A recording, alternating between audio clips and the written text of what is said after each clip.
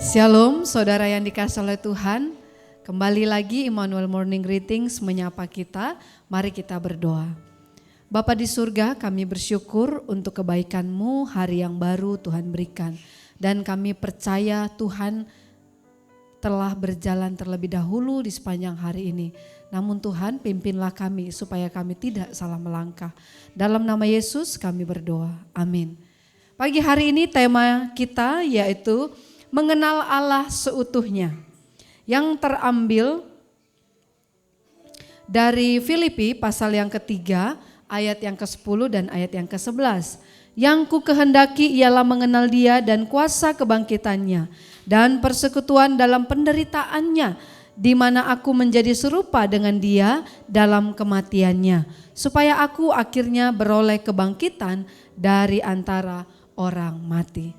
Saudara yang dikasihi oleh Tuhan, dalam diri setiap orang percaya seringkali ada kerinduan untuk mengenal Allah lebih dalam, lebih luas lagi, lebih sering lagi.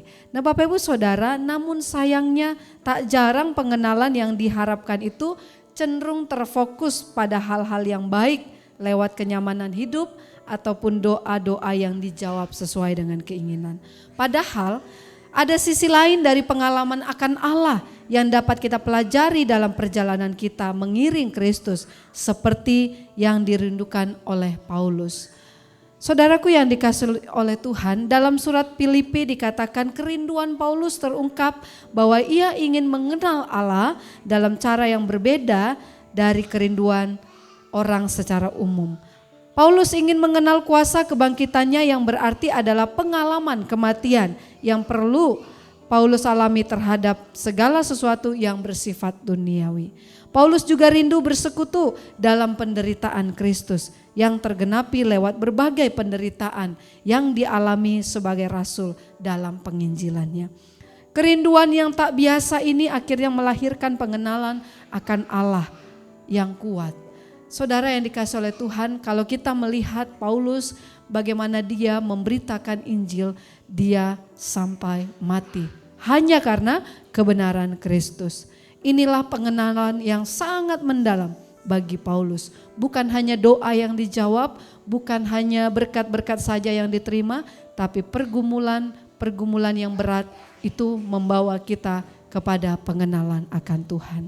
Saudara yang dikasihi oleh Tuhan, seberapa rindu Anda mengenal Allah? Bagaimana dengan pengalaman terkait penderitaan dan kematian? Apakah kita sudah mengorbankan perasaan kita? Apakah dua perkara yang terakhir juga menjadi perkara yang dirindukan dalam kehidupan kita? Jika Paulus saja merindukan hal demikian, bukankah seharusnya kita juga melakukan hal-hal yang sama? Jika kita harus disakiti oleh karena kebenaran, tetaplah mengikut Tuhan karena Tuhan akan menguatkan kita, menambahkan iman percaya kita. Kata bijak kita, dalam masa hidup yang paling kelam sekalipun, pengenalan akan Allah dapat bertumbuh jika kita merespon kehidupan dengan tepat. Maka jangan kecewa, jangan marah jika Tuhan perhadapkan pergumulan. Karena itu membuat kita dekat dengan Tuhan. Selamat melangkah. Tuhan Yesus memberkati. Shalom.